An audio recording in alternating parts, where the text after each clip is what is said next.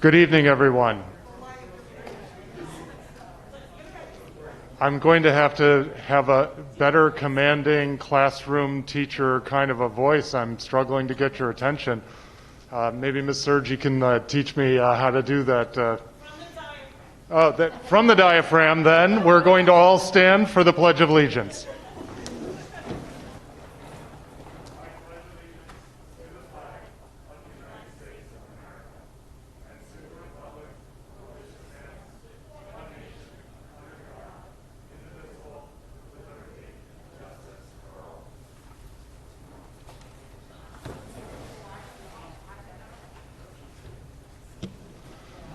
All right, good evening, everybody. Thank you for making time to come out and meet with us tonight to talk about a late-breaking opportunity that the school district has. We've obviously, as you know, been moving quickly to try and see if it's possible to take advantage of this opportunity. We've scheduled a series of 3 public meetings. This is the first of those 3 meetings to try and make sure the public is well informed about what's underway, and also to take comments and feedback and questions from the public. What we'll do tonight is, my name is Tom Rogers. I'm the superintendent of the school district.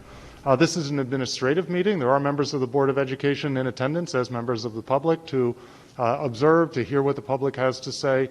But I'll be conducting the meeting tonight and doing the presentation and answering questions along with Assistant Superintendent for Business, Dr. Rufo, and our Director of Operations, Mr. Hamilton. So what we'll do tonight is I'll start with a brief presentation to go through some information about the project. We talked about this at the last Board of Education meeting.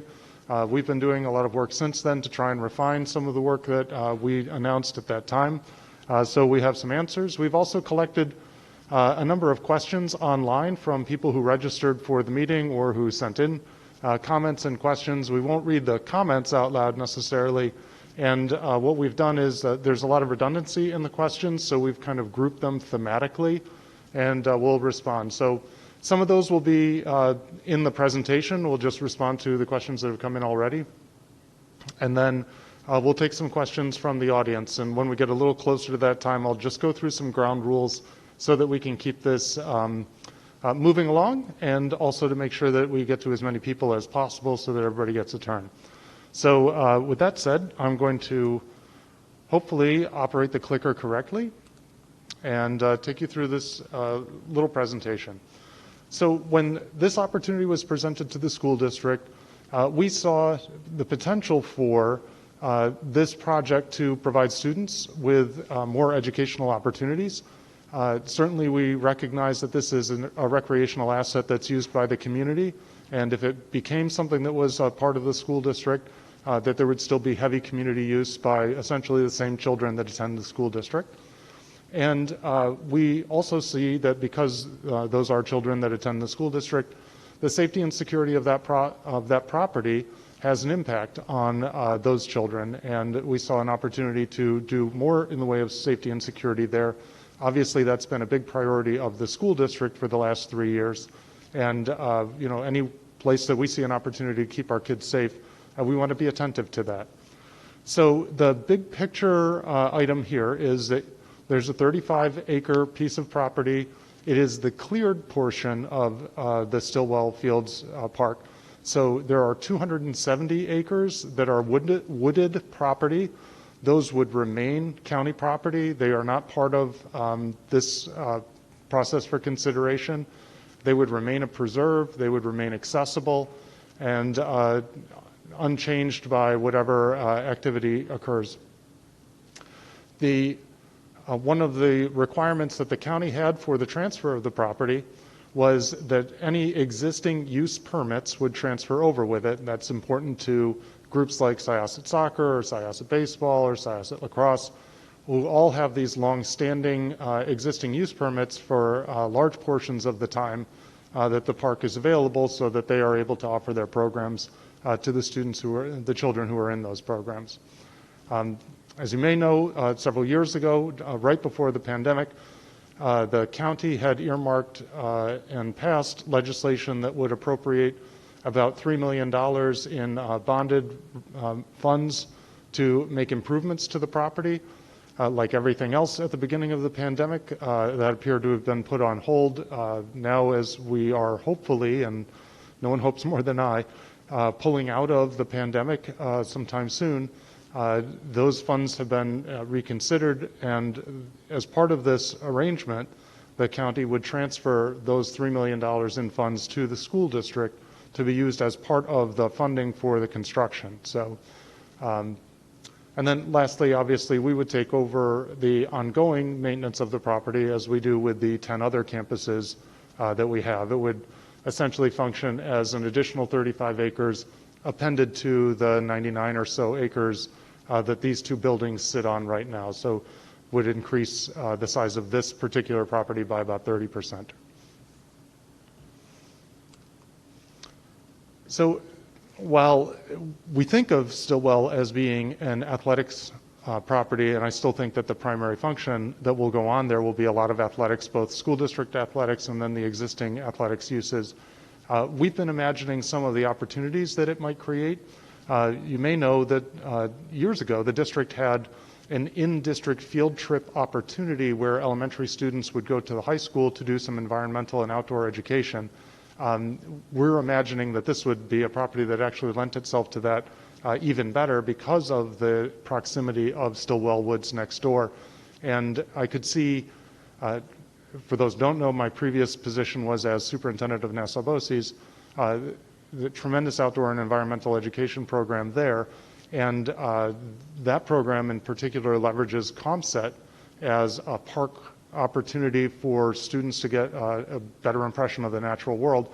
This would provide a similar kind of setting, but without as much travel required. And again, because it would be in district, it'd be something that we would be able to tailor specifically to our own students. And that property, because of its size and its geography, just presents a number of really great opportunities for learning. So we also thought about the arts programs here, and one of the design features, not an expensive one, more of just a thoughtful addition, is to put a lawn in and have at one end of that lawn a little concrete pad that could support some sort of a stage so that students could do outdoor performances. We have a thriving arts and education program here, and this would be an opportunity for the performing arts students to take advantage of this as well. I'm imagining, what are those called? Blankets. I'm imagining blankets spread out on a lawn in front of the stage so that you could watch students. If you're not familiar with it, the students at the high school here once a year do something they call the Bard-a-thon, which I know is going to be hard to understand with this mask on, but this is where they perform endlessly Shakespeare plays all day, all night, and they just rotate in and out and hand the scripts to one another, and you might have 3 Othellos in the space of an hour. But it's those kinds of things that I think make high school quirky and fun, and would be also something that could be taken advantage of here. And then lastly, we were inspired by something that is being done in Letchworth State Park. That's just south of Rochester. And in conjunction with one of the school districts there, they've created a sensory walk with a particular focus on students who have sensory issues. And they're calling theirs an autism walk, but I think we would rather call ours a sensory walk.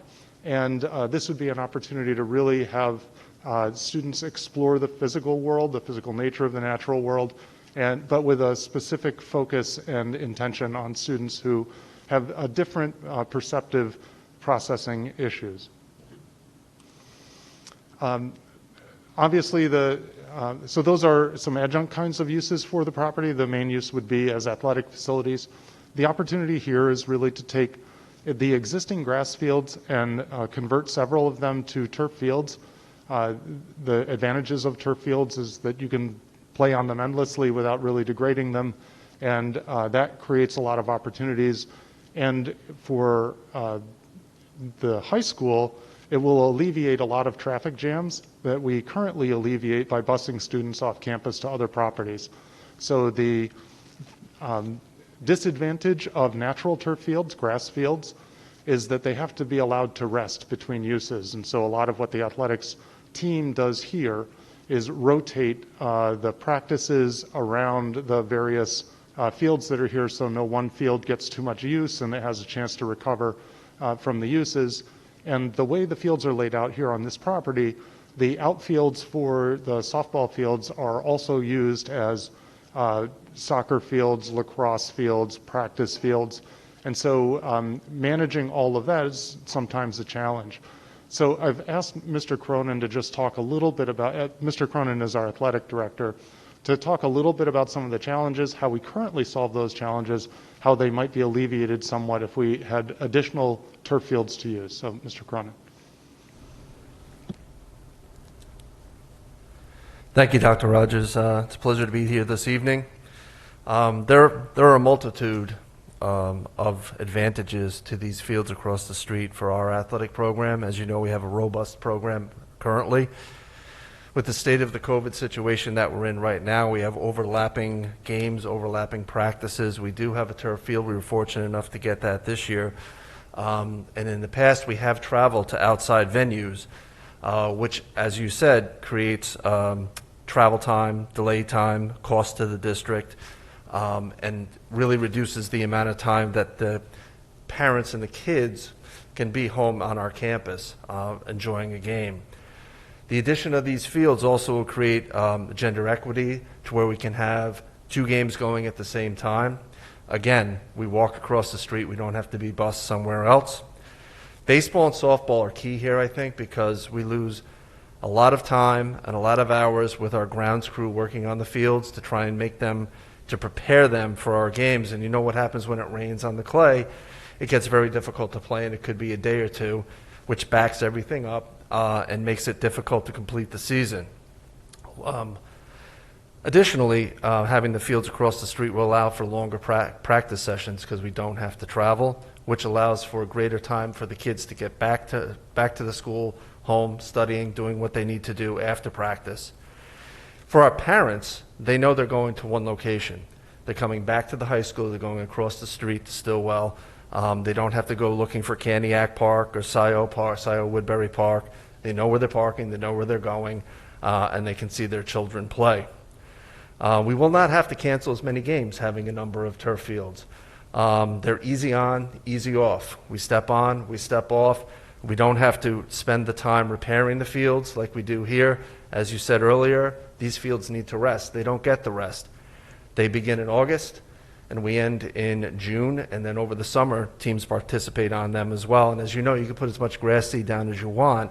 If you don't give the time for the grass seed to germinate and grow, you're never really going to get the field to be repaired. This alleviates that problem. Additionally, across the street for our teams, the varsity, the JV, our middle schools will enjoy some opportunity to play on a little bit better fields than they have at the present time. They can kind of shift down, and our grounds crew will benefit by being able to concentrate on other activities to brighten up the place and make it, concentrate on other opportunities as opposed to, working on lining the fields, which takes a lot of time. The fields will be lined. We won't have to do that anymore as much. So really, for our overall program, I could stay up here all night, and you probably don't want to hear me all night. I'd be happy to speak to anybody who wants to. We just feel it's such a great opportunity for the community. I know my staff is excited. I'm excited. We've had scenarios during COVID now where we've really had to juggle schedules, and our coaches are so flexible in doing such that with one turf field, we're on, we're off, cuts down the time, we're able to use it. This will allow for a more vigorous practice and a more robust program, eliminating weather, mostly eliminating downtime. So I just think it's a great opportunity. Thank you, Mr. Cronin. Thank you. One thing that's been identified as a priority by the community groups that use the facilities is the time of day that they're used. Obviously, they're used into the evening. The lighting that is used there now is portable lighting that is powered by diesel generators. For lots of reasons, that's not ideal for kids and not ideal for the environment. So this would replace that with a permanent fixture, lighting fixtures, low scatter LED fixtures. So they're low energy use because they're LED, and they're also the newer technology, so there's a lot less spread from the lighting. And then one of the ideas that we thought about and really kind of hit home for me after we reopened school, we were seeing the track that was recently completed here getting a lot of use from the senior citizens in our community as a walking path. And in talking with a few, they said that so much safer than walking in a neighborhood. Even if it's a quiet neighborhood, there's still traffic that you have to be attentive to. And whereas when you come here and you use the track, you need worry about nothing.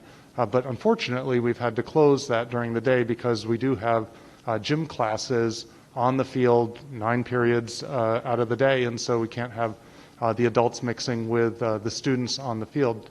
And the idea occurred to us that the property could be ringed, Stillwell property could be ringed with a walking path, a paved asphalt walking path that would then be accessible during the school day, because I don't anticipate there will be a lot of gym class, phys ed class use of this property, and that would provide an asset for the seniors to continue doing what they had been doing for the 6 months prior to us reopening, taking advantage of that. And it would have the collateral benefit of providing for a handicapped accessible way of getting to some of the fields that are in the back part of the property. So currently, if you're somebody with some mobility issues and you want to go watch a grandson play in the far corner, it's really hard to get to across a lot of bumpy grass. This would make it possible for someone to get into more parts of the property. And similarly, if someone had to be evacuated from the property, it would provide for a smooth pathway on which to have an emergency vehicle extract somebody from the property. So for a number of reasons, that path will present itself as a walking and running path, and I'm sort of tickled by the fact that it just sort of works out to be a mile perfectly, but I think it ends up supporting a lot of different uses. So we do anticipate, as we've done with all of the school district's properties, focusing on safety and security. We would put some surveillance infrastructure into place, some very low-level lighting around some of the dark parts of the property. The lit fields would be in the center, and there will be enough scatter from them to light the parts of the park that are nearby. But that scatter hopefully won't go to the very edges of the park, and there might need to be some low-level lighting there to make that a little bit safer. There's a restroom already on site that have been in and inspected. It does need some improvements. The fixtures are in good shape, but the plumbing could use some assistance. And we had also the idea that while there are children using or participating in youth events, there may be younger siblings that aren't old enough yet to participate as well, and a small playground facility on site would be something that a parent would be able to take advantage of to keep the youngest child distracted while the slightly older child is participating in an event, and then they'd all be able to leave simultaneously. One of my observations of the park is that there are 3 very small trees in the middle of the park, but they're situated in such a way that they're neither parallel to Southwoods Road nor parallel to the south access road in the park. And so with a lot of rectangular fields and these 3 trees that don't line up with anything, they make it hard to locate fields. We would want to replace the trees, but replace them in a manner that provides shade in someplace strategic so that there could be picnic table underneath the shade tree, but maybe screen parts of the property from other parts of the property, but make it also possible to use the fields that are there more efficiently. So this is a bird's eye view. This is from the south side of the park. So on the left is Southwoods Road headed north-south and the existing parking lot. On the right is the entrance to the larger part, the 270-acre Stillwell Woods property. And this shows the features of what would be constructed. So in the upper left-hand corner, that's currently 2 fields that are fenced in. It would be reoriented and used as 3 grass fields. So those fields would be graded to try and improve some of the issues that are there with the fields being uneven, and it would be reseeded with grass. In the center of the property, again, to avoid having light scatter too far towards the perimeter, would be the turf fields that are created, 2 regulation-sized turf fields that are oriented east-west. Those are immediately adjacent to the parking lot. And you see running between them a concrete pathway, again, for people with mobility issues to be able to better access the middle of the park, and also a place where someone could set a folding chair and watch a game if they wanted to. And then that kind of comes to a T, and at the T are 3 smaller fields. These would function essentially the way the 3 small fields that do now that are immediately adjacent to the parking lot. Moving just down from that and a little bit further to the right, there's an existing lacrosse field that's parallel to the roadway. It'd be rotated so that it would be perpendicular to 2 of the baseball fields. And what that would do is free up a triangular-shaped parking lot at the bottom that would add about 100 parking spaces. I haven't experienced this myself, but I've been informed that what happens with the parking along the existing roadway is one side is head-in parking, and then when that fills up, people parallel park on the opposite side of the road, and it leaves only width for a single car. So if one car is headed in and one car is headed out, a lot of honking ensues. So kidding aside, that's also a safety concern, because if it's ever necessary to access the Stillwell Woods property to aid a person who might be needing emergency assistance, having that area choked and only have one lane where traffic can't get by ends up creating a hazard. By removing that parking off of the roadway and onto a dedicated parking lot, you'd increase the amount of parking that's available, but you would also remove that blockage that could have a security issue on the road space. So we're showing a lawn and a playground along the south side of the property. The tan area is the space that would be reserved for a playground, and then the lawn that we would put the blankets on so you could watch theater performances at the bottom. One advantage of this property that originally I thought was a disadvantage was the existence of a recharge basin that's at the top center part of the property. There's it's a Town of Oyster Bay recharge basin, and because turf fields by regulation need a place to drain, often you have to construct dry wells underneath those turf fields. That's how the turf field out here is constructed, to accept the rainwater and let it percolate back into the ground more slowly. Because of the drainage recharge basin, there's already a natural recharge there, and so the water just needs to be directed to the recharge basin, and that spares the large expense of creating dry well and drainage facilities underneath each of these turf fields.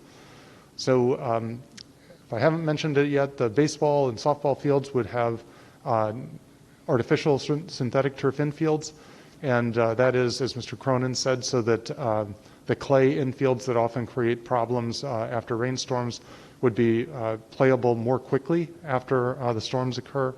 And then a regulation-size multi-sport field, we're thinking primarily lacrosse, would be created adjacent to the parking lot, and this one would be fenced at the ends. Obviously, a lacrosse ball moving at high speed is a dangerous object, so we'd want to be able to corral those behind the goals where the ball's being thrown hard.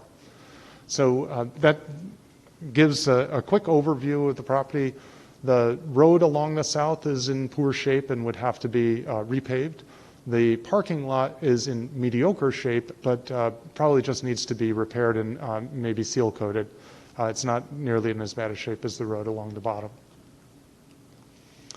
So the itemized construction estimates, I won't read all of these. They're apparent, and this will be posted online after tonight so that folks have access to it. But we're working with the district's architects and engineers to, we walked the property with them. They gave us some initial cost estimates.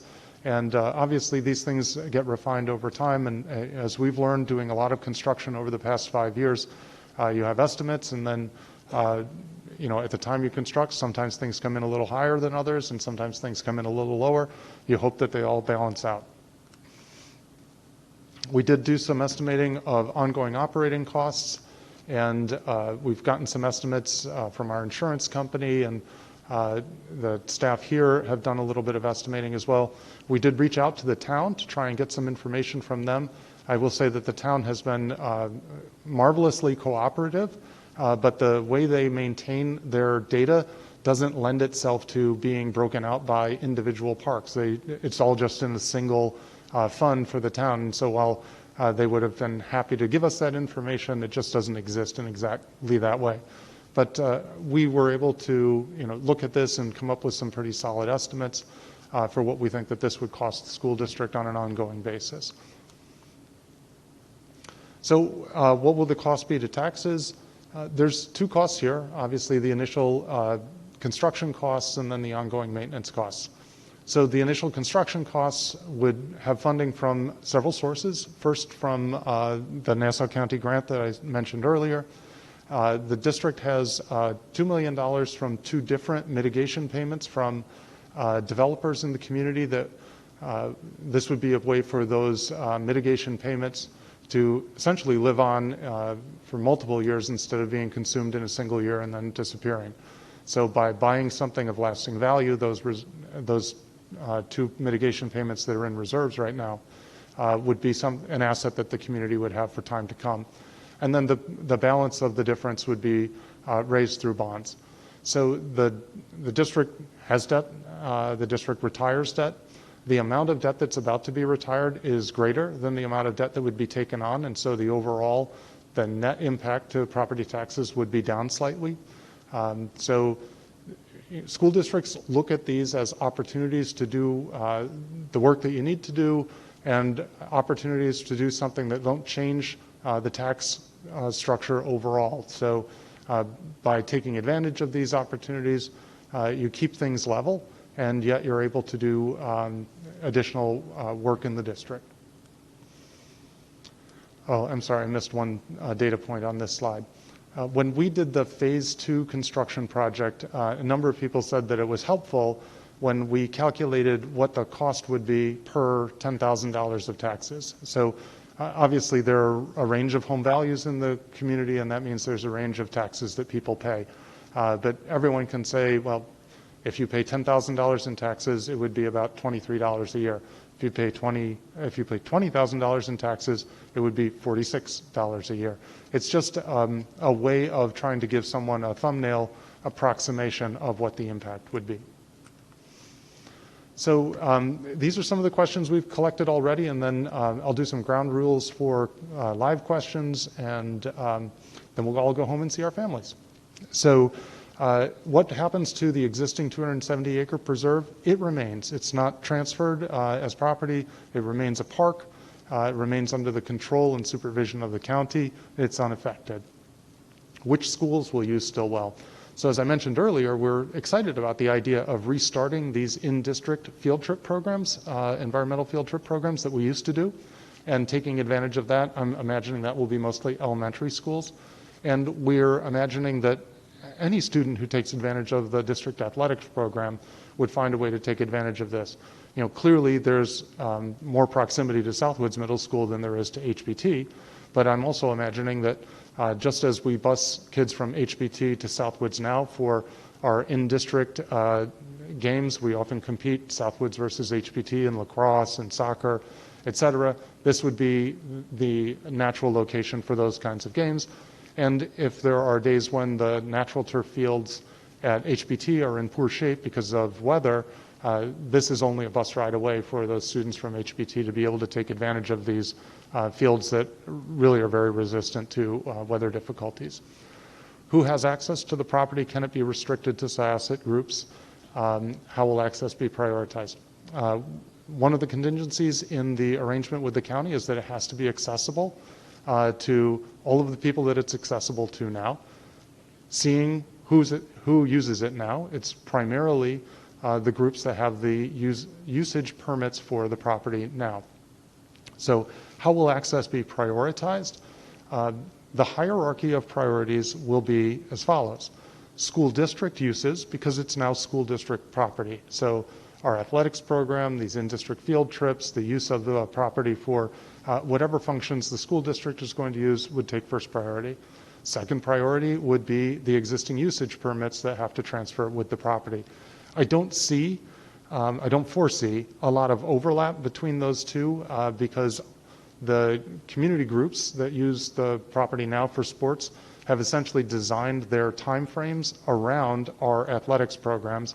In other words, they need kids to finish the practices that they have with the school district before they can go do the club program that they have with any of these club groups. So right around the time that we're wrapping up would be about the time that those usage permits start up. And then those existing usage permits would have next claim because they transfer with the property. And then only for the amounts of time that the property isn't spoken for would there be the opportunity for someone to seek an additional usage permit. And that process would be managed by the school district as we do with all 10 of our facilities. We have community use of facilities. We have a policy for how that's done. There's a department. We do charge for the cost of security. We charge back to the groups that take advantage of it. If there's an unusual amount of dependence on custodial, or if it results in custodial overtime, we charge that back as well. And at the very least, I anticipate that that's how this would be done. We would probably look at whether there are any additional costs that would be incurred by community use of that facility, and again, try to find a way to make sure that it's a great asset to the community, but also to make sure that the costs of operating it are underwritten. Who's responsible for maintenance and insurance? It would be the school district, as it is for all of our other properties. We have a grounds crew that maintains all 10 of our campuses. Now they would add this to the properties that they would have to do mowing for. The less natural turf there is there, the less mowing that it requires. And as Mr. Cronin pointed out, one of their big jobs is doing lining, and taking that off the plate ends up freeing up some time. And then this will be property that's owned by the school district. It's not leased from or operated on behalf of. It would actually be school district property. What's the timing for improvements to the property? I'm going to ask Mr. Hamilton to talk a little bit about what we see as a potential construction schedule. Things don't happen quickly in the school world, as you saw with the two big construction projects we did here on this campus. But Greg, can you take us through that, please? Sure. So typically for a capital project, we have our architects complete the schematic design. And then once the schematic design and the plans go up to the state education department, the time varies, but we've seen times of between 36 and 42 weeks at its peak. So that's the time for the state education department to do its review, provide a building permit for us, and then once that part is completed, then the district will work with the architects, the engineers, and we will bid out the projects, review those bids, and the board will review it and award. So all told, it might take somewhere in the neighborhood of 46 weeks from the time the schematic designs are complete until we are prepared to begin discussions with the contractor for any type of capital construction projects. Thank you. One disadvantage that school districts have that would not attach in this case is we tried very hard to do all of our construction during the 2 summer months. And so there's a tremendous amount of activity in the school construction world. And when there's a lot of demand and limited supply, obviously that becomes a challenge with pricing. There's a lot more flexibility because it's not immediately adjacent to a building that's full of children for when you can schedule this construction. So that may result in some advantageous pricing because the contractors will not be otherwise committed to summer projects. It may also mean that we can time construction so that at least some of it occurs during otherwise disadvantageous months like February and March when property might not get that much use anyway because the weather's not so great. It's a good time to do the construction, like the demolition and grading parts of the construction, so that you might be able to get a jump on things. If you recall the construction timing for the turf field that we did here, we started immediately after school ended in June, and the field itself was ready just in time for the last football game of the season.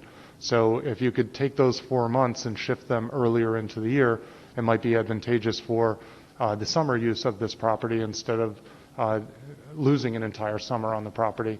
And we're imagining that whenever the construction ends up being done, there's going to have to be some taking advantage of the school district in order to try to honor the usage permits that won't be able to be used because there's a construction project going on.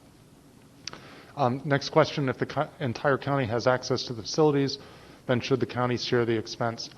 So the county is sharing the expense of construction insofar as they're giving us $3 million and whatever 35 acres is worth in North Syosset. The ongoing operating costs will be handled by the district, and to the extent that a lot of the usage permits, to my knowledge, all of the usage permits are Syosset-specific organizations.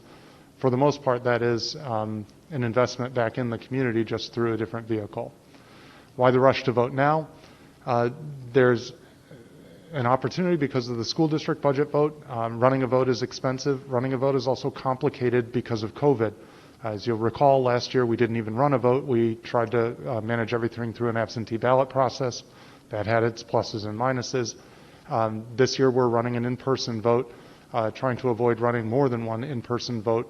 Obviously just increases safety and decreases costs. And so we went as fast as we could and just in time for this cycle, but it spares us either waiting a year or incurring additional cost.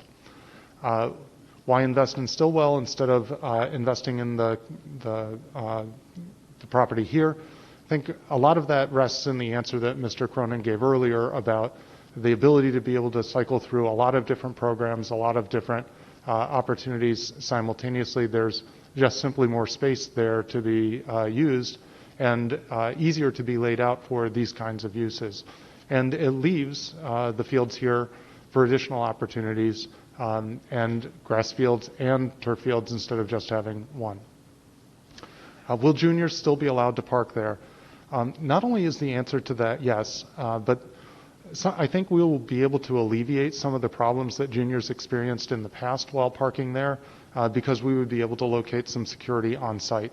The one thing we can't do is employ a crossing guard through the district. If we could, there are several places where I would employ a crossing guard tomorrow. But unfortunately, crossing guards must be hired only by Nassau County. And so what we will have, though, is district security on site. What I would like to do is explore, and this is with or without, whether this goes through or not, explore finding a way to make some traffic calming devices at that intersection where the crosswalk is, because there are lots of kids going across there, not just kids who park, but the cross-country team leaves from this campus, crosses the road, goes and runs in the woods, comes back. There's a lot of traffic across the road there, and anything that we could do to slow traffic down to make that a little bit safer for kids and people. I see residents of the community running there as well. So this is all subject to voter approval, and this is a complicated process because there's voter approval here, there's a vote in the county legislature, and then there's a vote in the state legislature. All of those things have to be successful for this to work. So for the school district, it's broken into two propositions.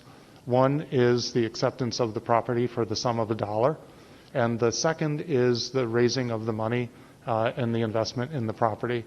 And both propositions have to pass. You can't say yes to getting the property for $1 and then no to spending the money on improving it, or vice versa. So if both pass, it all passes. If one passes and not the other, it's the same as if both failed. So this will be during the regular budget vote. Proposition 1 will be the school budget itself.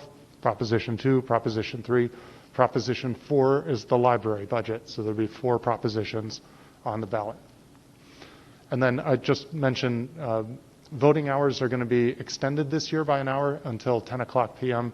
Because the voting date coincides with Jewish holiday. So we'll take some comments and feedback. We're going to follow a process that's similar to what we do with the school board meetings.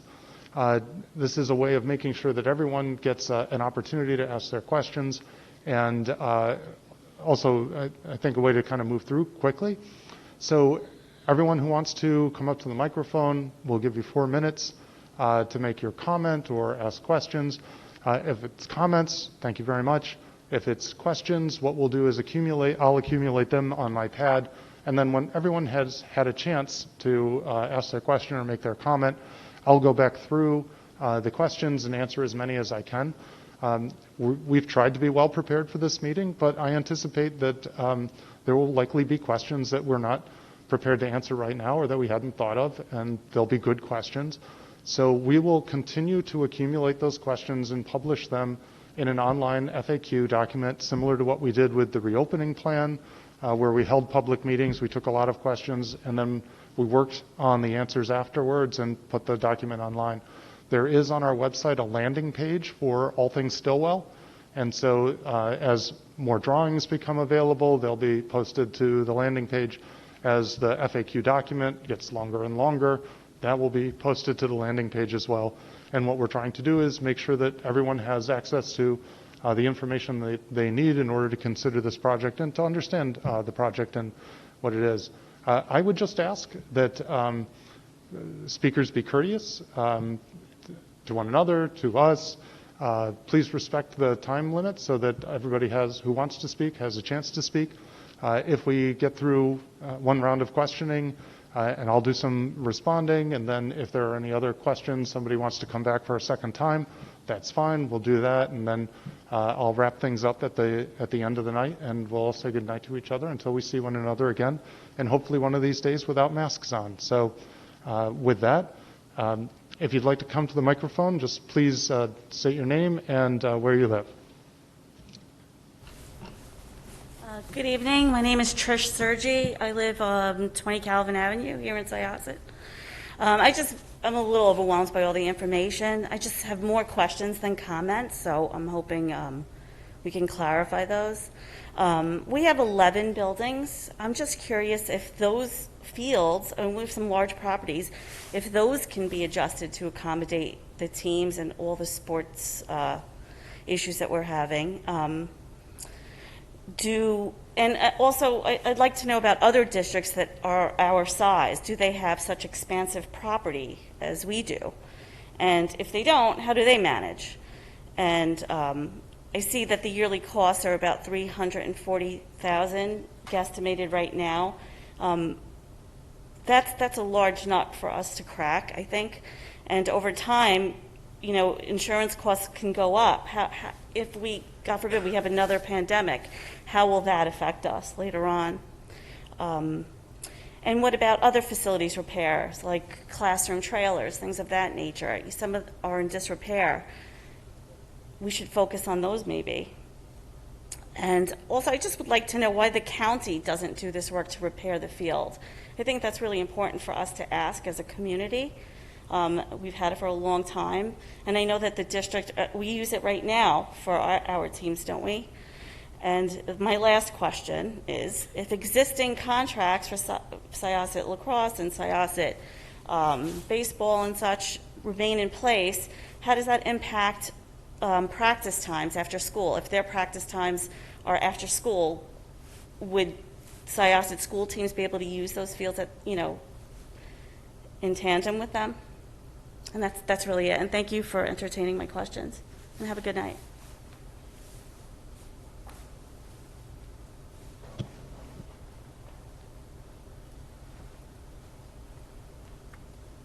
Good evening, Brian Moriarty, 38 Parkway Drive, Syosset, New York. Just a few questions. First, I want to thank you. I appreciate the presentation at the last meeting, and this presentation had a lot more details.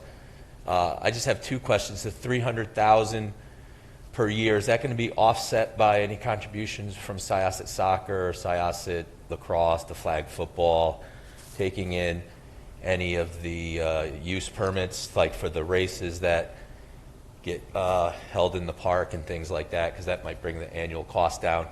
Also, you mentioned in the last presentation that the school district spends a lot of money busing students around.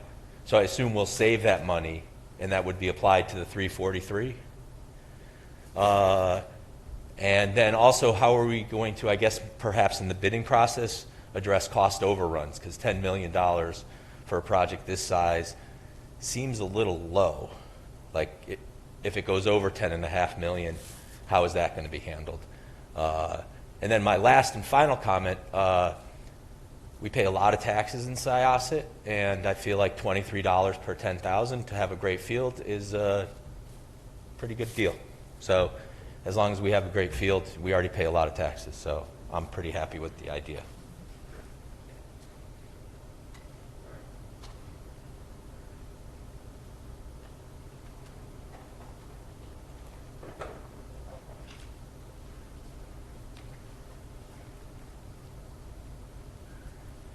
Hi, good evening. I'm Laura Schultz, President, Residents for a More Beautiful Syosset.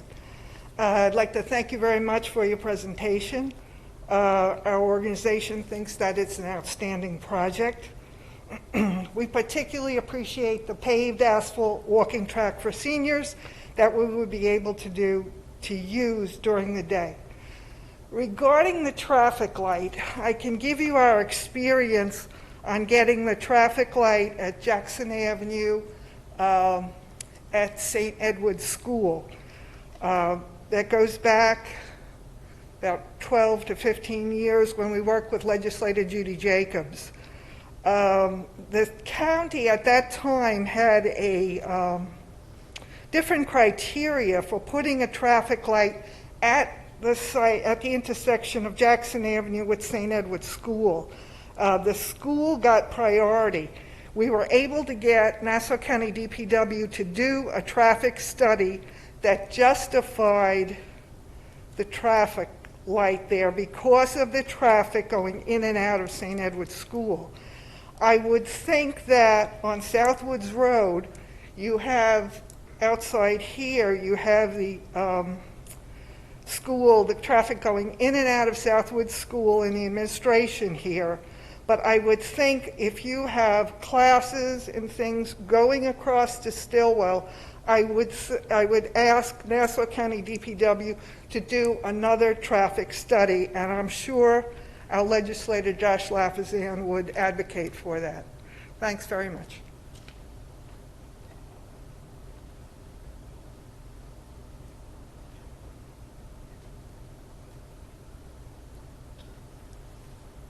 Hi, Maureen Ahern, 12 Jarvis Avenue, Syosset. I'm a little overwhelmed by all of this too. I'm feeling almost like we're rushing, though I know you guys are doing a lot of work, but it feels like a little bit of pressure for all of us to swallow this so quickly. So I'm wondering, you mentioned that when the proposals were for the high school grounds to be improved, the neighbors didn't like some of those ideas. And I'm wondering how the neighbors on the Stillwell line feel about this. I would hate to go through all of this and then have them not be happy with, some of the proposals.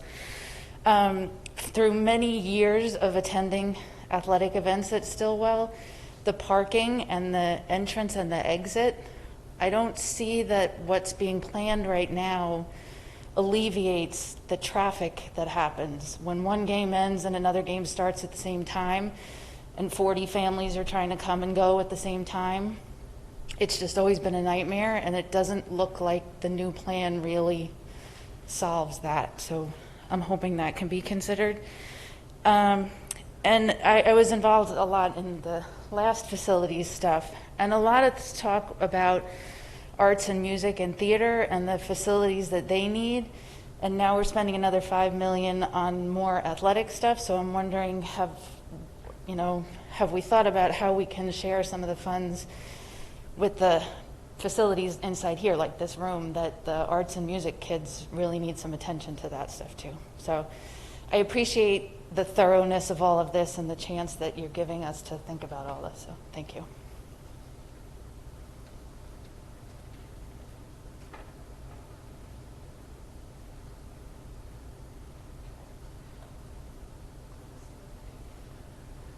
Good evening, Tony Elipsi, 33 Calvin Avenue. Thank you, Dr. Rogers, for a thorough presentation. And as my friend from Parkway mentioned, responding to a lot of the questions that arose at the last meeting, and probably since that time that you've received. The one question that I have is with regard to this sale, this transfer of property. I mean, it really sounds like Syosset is going to own this property from here on out. But where I'm a little confused is the fact that Nassau County is stipulating, but it has to be accessible to all residents. So it's kind of like, you know, if you sold your house and said, well, I'm selling you my house, but my uncle likes to come over and have a barbecue every now and then, you got to still let him come over and have a barbecue. I mean, that doesn't really happen.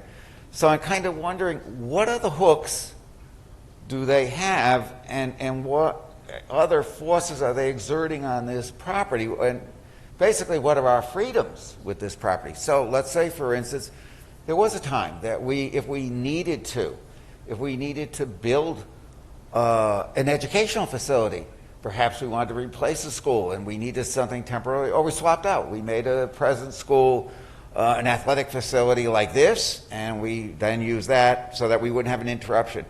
Do we have the authority to use that property to build an educational facility at some future date? And or would that violate the Nassau County's accessibility stipulations that they've placed on us? So that's basically my question. What other stipulations do we have and placed on the school district? And what are the freedoms that we have with that property in future years without restraint from Nassau County? And thank you very much for your time. Thank you.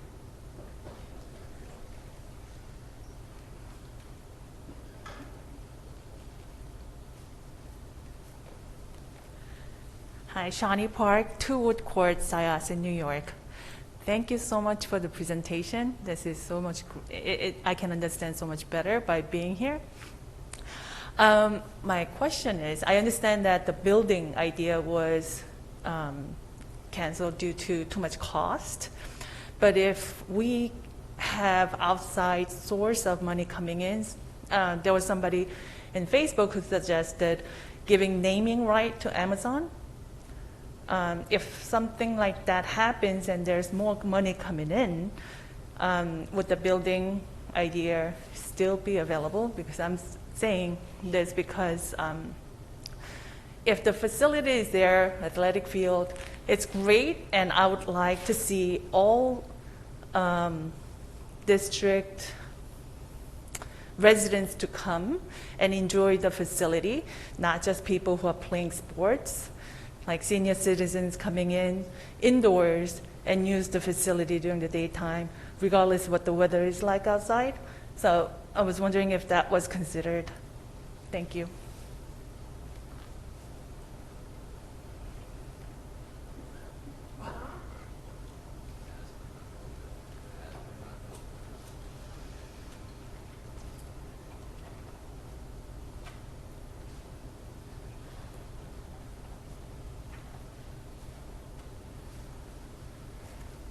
Hi, Mike Provins, 240 Berry Hill Road, Syosset. Very excellent presentation. It's, I think it's an extremely exciting opportunity that really, you know, I can't believe we actually have the option to do at this point. That something like this happens to come up with 35 acres right across the street from the school.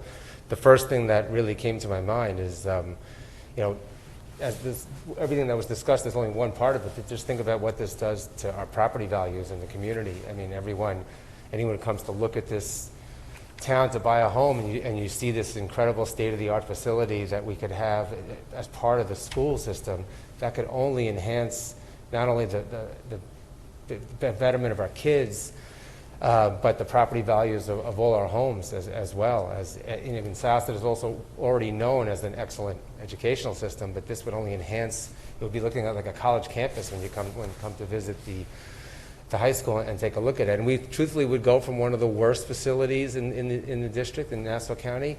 I mean, I travel around. My kids play a lot of sports. To state of the art, probably the best facility that in the whole county.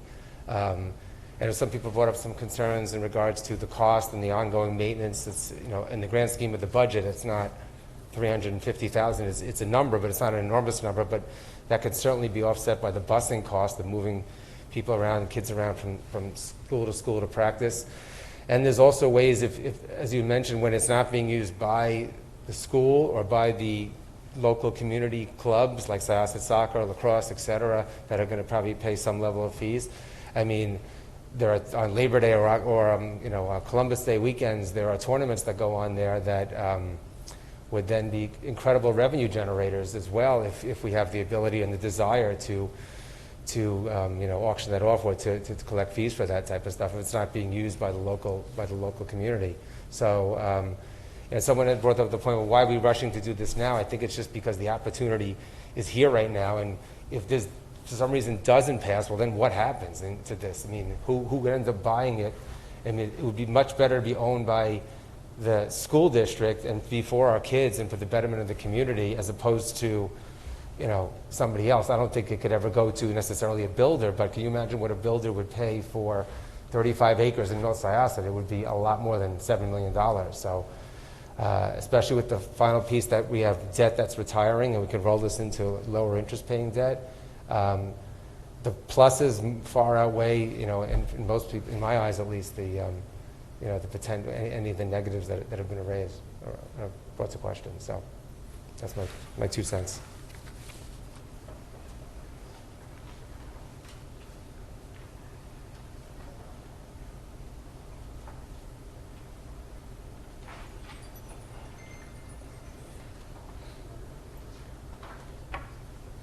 Hi, Neil Weinstein, 19 Leonard Road in Syosset. Thank you all for your time and for a lot of answers tonight for a lot of questions that we had. I think it's a fantastic opportunity for the town. And I just want to make a point of making sure that we're exploring all opportunities and different opportunities for the land. We're adding $10.5 million, which the bulk of the expenses for turf fields. We got turf fields around town. We've got room for turf fields between the two schools. We could add some more turf fields here, but that's a huge cost for more and more turf fields for ball sports. There's other things that other kids in this town can appreciate. Pump tracks, skateboard parks, the theater, which seems a little blip. The theater's a great idea. Do that, make that a big part of it.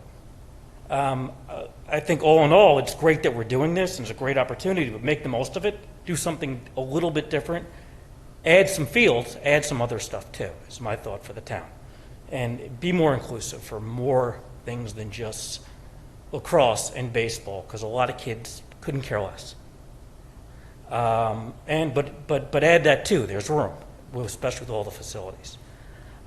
Questions, I do have questions about access to the preserve and to make sure there's people that use the preserve at all hours and the only real access is through, and there's just concerns about whether, because it's school district property, if gates are going to be put up for after hours or closed so that the people can't get to. People go before the sun comes up with lights, they ride their bikes and they run in there, and at night, because that's when they can do it, and they love it. And to make sure that's going to be preserved, and the use will be preserved through this when the school district takes over. Thank you.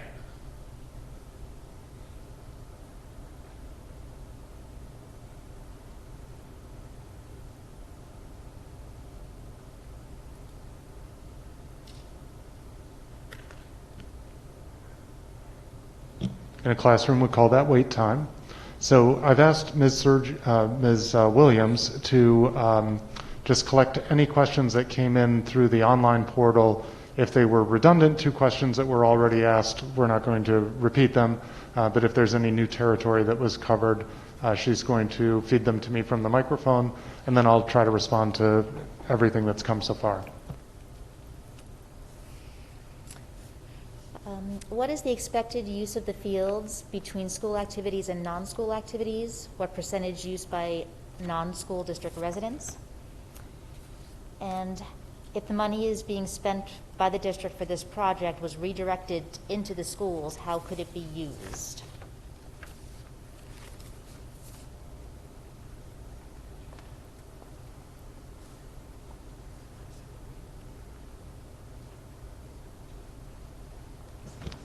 Okay, thank you, everybody, for all those questions. Really thoughtful questions. I won't argue with the comments that say it's a lot to take in. It has been a lot to work on. It is an opportunity. It's a unique opportunity, and that has presented some unique challenges along with it.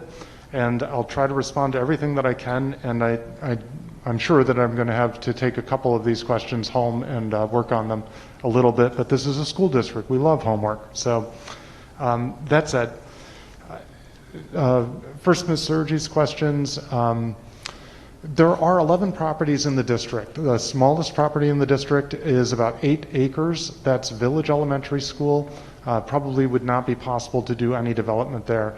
The largest property in the district, ironically, other than this campus, is the largest of the elementary properties is actually Walt Whitman. It's about 20 acres. But most of those 20 acres are wooded acres that are behind the school. It's a very hilly property. It's hilly in front of the school, and then it's hilly behind the school. And so removing those trees and trying to level that ground out would actually be just prohibitively expensive. The next largest property is Bayless, which I believe is 17 acres. And that's actually used quite a bit right now as the fields for local soccer teams. We have seen the fields at Willits get used a little bit by local teams as well. It also has enough size and enough level ground that you can kind of get one field in there.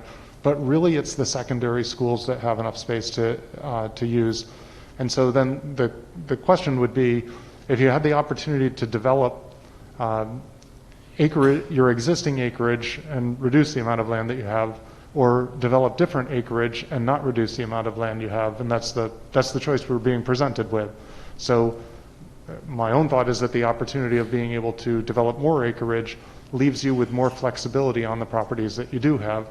Depending on whatever happens in the future, you still have your own property to work with. What about other kinds of investments in the district? Classroom trailers. We did eliminate 3 classroom trailers here on the high school campus, the ones that house the weight room. There's some other trailers here on this campus that are used for alternative school at the high school. At some point, those are going to have to be addressed. And there are, as part of the Phase 2 project, which is now finally starting to come into its final stages, there's some more repairs, a lot of heating and ventilation work that's being done in the more recent wings that are constructed at the elementary schools. And we kind of nickname those portables. They're not portables in the same way as the buildings at the high school. They are permanent structures, but they do require attention, and we've been giving them some attention. We have been spending a lot of energy over the last 5 years working on the facilities here. And when I arrived 7 years ago, I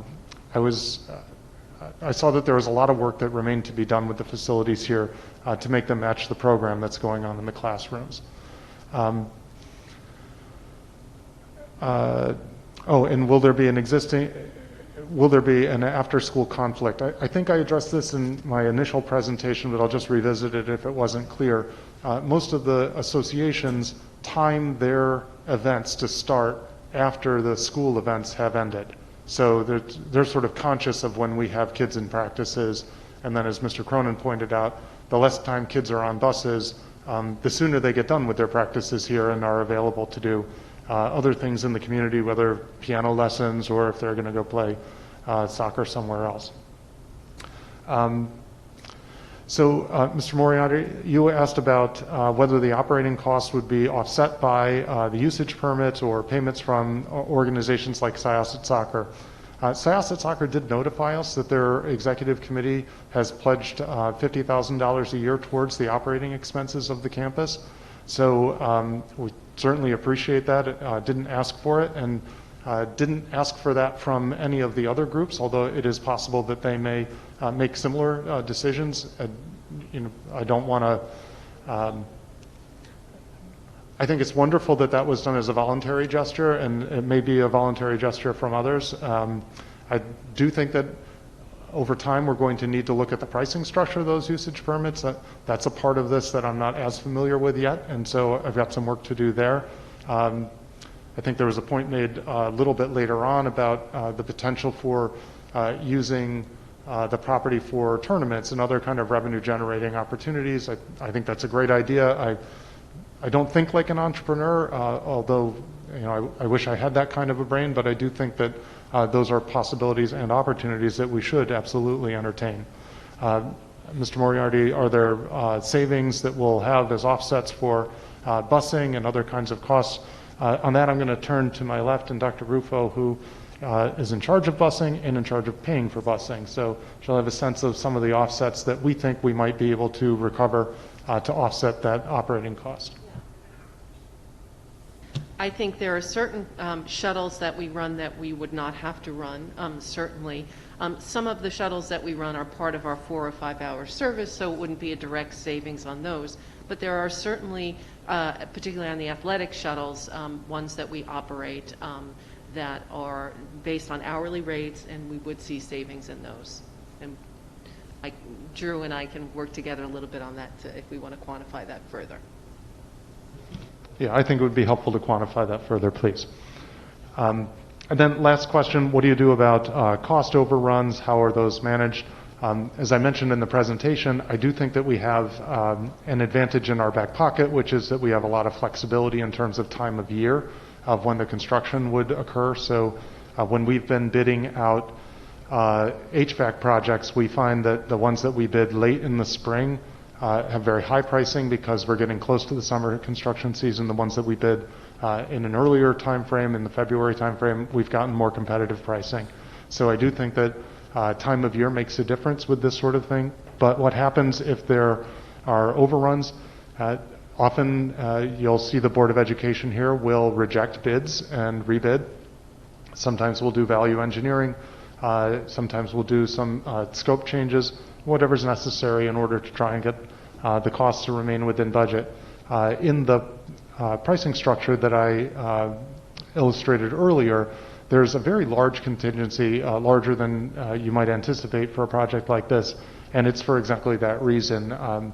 We'll do some soil borings, and if this moves forward, obviously, I'm not going to go dig up somebody else's property, but if we do take ownership of the property, we'll do some soil borings and make sure that we know what we're dealing with. It may be that those contingencies are unnecessary, but there are some very large contingencies just because there are also some unknowns there.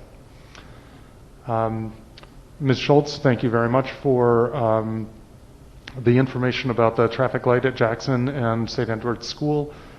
Certainly we would want to work with county and town officials to see what recommendations that they would have. We would invite them to do a traffic study, and we would trust their expertise on traffic to give us advice about what might be the most advantageous way of keeping everybody safe at that intersection. Ms. Ahern, thank you for your comments.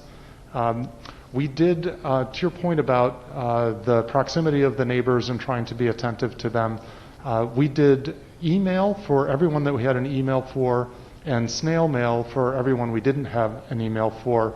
All of the people that are proximate to the park living in the residential street on the north side, which I believe is Woodland, and on Southwoods Road, all the way up to Cold Spring Road, to invite them to a conversation with us. So we sent all of those out. We didn't hear any responses, so but we wanted to make sure that they all were personally invited if there were some issues that they identified with the property. And to your point about the parking and entering and exiting traffic, certainly part of the reason for holding these meetings is to take that kind of feedback so that we can incorporate it into our future planning. That's helpful to us, so thank you for that comment. I don't often leave at the time when that coming and going is occurring. Usually I leave later. But I did see it the other day this week, and I see what you're saying where they're exiting and entering in the same entrance, which is the southmost entrance to the park. And I think since there are two exits there, and one's an exit only, the northern curb cut is an exit only, it probably makes sense to reroute traffic so that the northern is an exit only and the southern is an entrance only, and then you'd have a lot less competition, because what I observed there is that you've got Pell Lane, School Road, Chelsea Drive, right next to it, the entrance to the developmental center and the park, all there in exactly, kind of within 50 yards of each other. And so trying to rationalize that traffic flow probably makes a lot of sense. And so I will add that to the drawing board and talk with the engineers about that. And then your comment and others' similar comments about trying to make some emphasis for the arts. We've tried to be attentive to that with the idea of an outdoor performance space. So I think that there are also arts needs in the school district as well, and certainly we want to be attentive to those. We've, again, done a lot of work improving the school facility. We spent some time on, at the high school in particular, on science rooms, and we're spending a little bit of attention on the technology rooms in the middle schools. So also doing a lot of work on bathrooms in the middle schools, but there are things in the schools that absolutely do need attention. Mr. Elizzi, you're welcome responding to the questions. Yes, we will own the property after it is transferred. And I would liken the arrangement to an easement. So it is not atypical for properties to transfer with easements. And so I would see this as being an easement that transfers with the property. So the one easement that transfers with the property is that we have to honor the existing use agreements. Another easement that transfers with the property is that we have to permit ongoing access to Stillwell Woods, which is behind it. Another easement that transfers with the property is that it has to remain in perpetuity as recreational space. So to answer your question, I don't think that it would be consistent with that easement for us to construct a school building there. But by not constructing turf fields on existing properties, it does leave that space on existing properties available if the exact scenario that you described, the need for swing space presented itself, or the need for new construction because of enrollment increases presented itself. But that particular property would not. And so, again, kind of to your point, that's why it's a good location for putting turf fields, because that can't really be used for much else but turf fields, whereas the high school property could be used for that or more.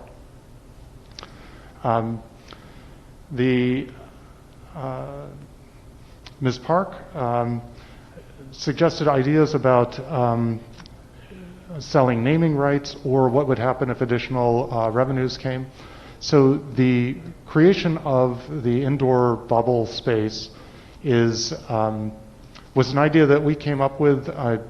One thing we also struggle with is indoor athletic space. I think of our neighbor to the west has about half the students and about twice the indoor gymnasium space that we have. So at some point, I'd like to revisit that conversation, but I don't know that this is the right property to do that. Although creating an indoor space there would have created some options, it is a little too far from the high school to really be the place where you go for sixth period phys ed class. You'd waste a lot of time just in transit, and it wouldn't be ideal in the winter time. So even though I remain interested in trying to increase the amount of indoor PE space, it's probably not the best place to do that.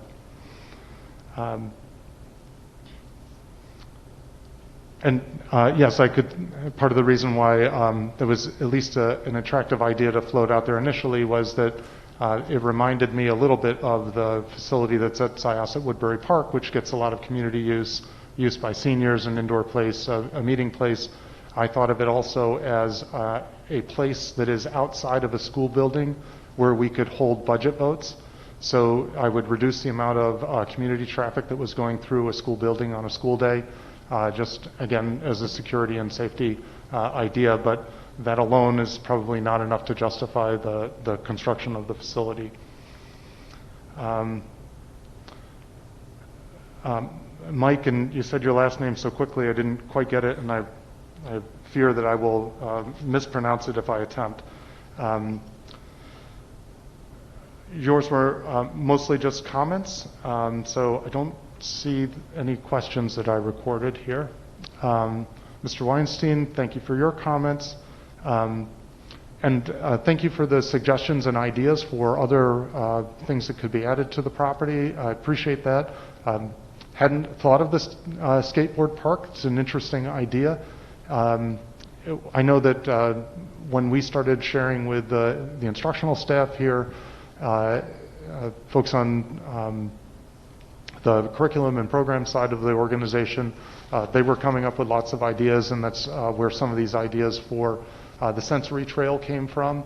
And so the advantages, since we can use this property for recreational uses, and there are parts of the property that are still undeveloped in our existing plans, we can think about what future uses might be. So I appreciate those ideas. They're really creative. And as I mentioned earlier, we are certainly looking at other kinds of improvements that need to occur in the school district for the arts programs and other things. So that's to be addressed at some point in the future, but certainly on our radar screen. And then lastly, your question about ongoing access to the preserve, that comes under this idea of the easement. We're not going to change the access to the preserve that exists currently, so people who use it because they get up very early in the morning to get their ride or their workout in before they go off to work would still be able to have access to it. And the online questions will require a little bit more research. I'm not sure that I could come up with a proportion between school and non-school use. I think, for me at least, it's easier to think of the fact that the time frames don't overlap necessarily. And then, again, what percentage are non-residents? I would have to ask the individual groups that currently have all of the existing use permits, because I think they are the majority of the people that are using the property, and what percentage of their membership are not Syosset residents. And I don't know that they're under any obligation to share that information with me. I think that's probably the only way that we'd be able to answer that question. And then lastly, what if we directed the money towards the schools? You could do $10 million worth of work in the schools. I would want to go through the building condition survey to identify what are the priorities and needs in the building condition survey. That's how we built the project list for the phase 2 construction projects. But off the top of my head, I don't know which are we just did the second round of building condition surveys. We did one in 2015, and we're in the process of doing one right now. So we would take that building inspection that's done by architects and engineers and then start to look through that list. So that's round one. If anyone would like to come back and have an additional 4 minutes at the microphone, now's your chance. And I'll wait for a couple of seconds, and if not, I will graciously say goodnight to everyone.